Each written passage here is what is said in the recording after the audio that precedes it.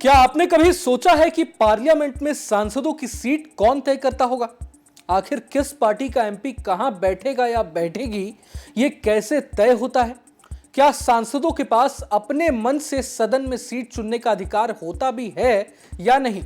और अगर सांसदों के बैठने के लिए कोई नियम है भी, तो उसका किस तरह से पालन किया जाता होगा? चौंकिए मत, क्योंकि यह सवाल किसी के भी मन में उठ सकता है। सोशल मीडिया पर भी लोग आए दिन ऐसे सवाल पूछते रहते हैं। चूंकि अभी 18वीं लोकसभा का मॉनसून सत्र भी चल रहा है, ऐसे में हम आपके लिए इन तमाम सवालों का जवाब ढूंढ कर ले आए हैं। वीडियो में अंत तक बने रहिए, क्योंकि मैं आपको बताऊंगा कि भारत के संसद में आपके जनप्रतिनिधियों की सीट कैसे तय होती है और कौन तय करता है। साथ ही साथ इसका फॉर्मूला क्या है, यह भी जानेंगे। पार्लियामेंट में सांसदों की बैठक व्यवस्था तय करने के लिए संसद का एक तय नियम है। लोकसभा के rules of procedure and conduct of business के रूल 4 के मुताबिक सांसदों का सिटिंग अरेंजमेंट तय किया जाता है। ये क्रम रूल बुक के अनुसार लोकसभा अध्यक्ष ही तय करते हैं। स्पीकर भी रूल से अलग जाकर सिटिंग अरेंजमेंट तय नहीं कर सकते।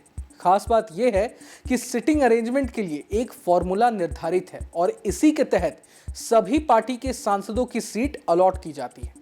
लोकसभा को 8 ब्लॉक और 12 रो में बांटा गया है, जो स्पीकर के सामने यू शेप में होता है। उदाहरण के तौर पर लोकसभा के फ्रंट रो की बात कर लें तो फ्रंट रो में कुल 20 सीटें होती हैं। लोकसभा स्पीकर का काम यह होता है कि वो रूल बुक में मौजूद फॉर्मूले के तहत सांसदों को उनकी सीट अलॉट करें। अब ये फॉर्मूला कैसे काम करता है, ये भी समझ लीजिए।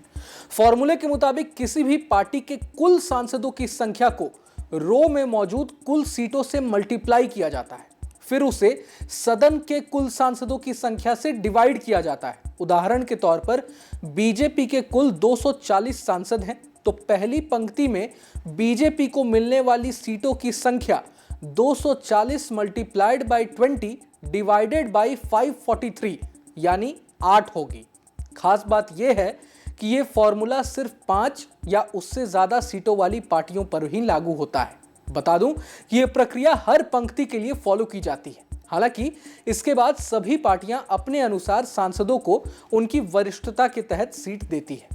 इसके अलावा बता दूं कि संसद में सत्ताधारी पार्टी या गठबंधन के सांसद स्पीकर के राइट साइड में बैठते हैं, जबकि विपक्ष के सांसद स्पीकर के लेफ्ट की ओर बैठते हैं। जहां सरकार के मंत्री और सत्ताधारी पार्टी के प्रमुख बैठते हैं, उसे ट्रेजरी बेंच कहा जाता है। संसद में ट्रेजरी बेंच स्पीकर के दाईं ओर का पहला ब्लॉक होता है और इस ब्लॉक की सबसे आगे की पंक्ति में लेफ्ट की ओर प्रधानमंत्री बैठते हैं। उनके बगल में गृह मंत्री, रक्षा मंत्री, विदेश मंत्री जैसे मंत्रिमंडल के प्रमुख सदस्य बैठते हैं। तो वहीं संसद में जहां विपक्षी दल के नेता बैठते हैं, उसे ऑपोजिशन बेंच कहते हैं। ये स्पीकर के बाईं ओर होती है।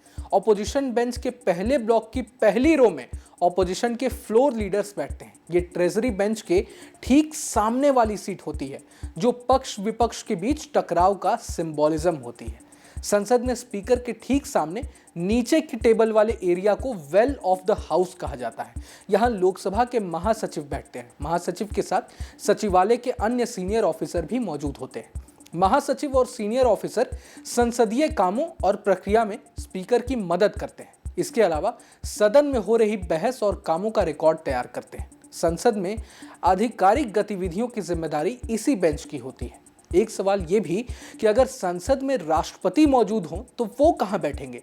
चूंकि राष्ट्रपति देश का सर्वोच्च पद होता है, ऐसे में राष्ट्रपति जब संसद में मौजूद होते हैं तो वो स्पीकर की ही कुर्सी पर बैठते हैं। सदन के स्पीकर की बैठक व्यवस्था उनके बगल में की जाती है।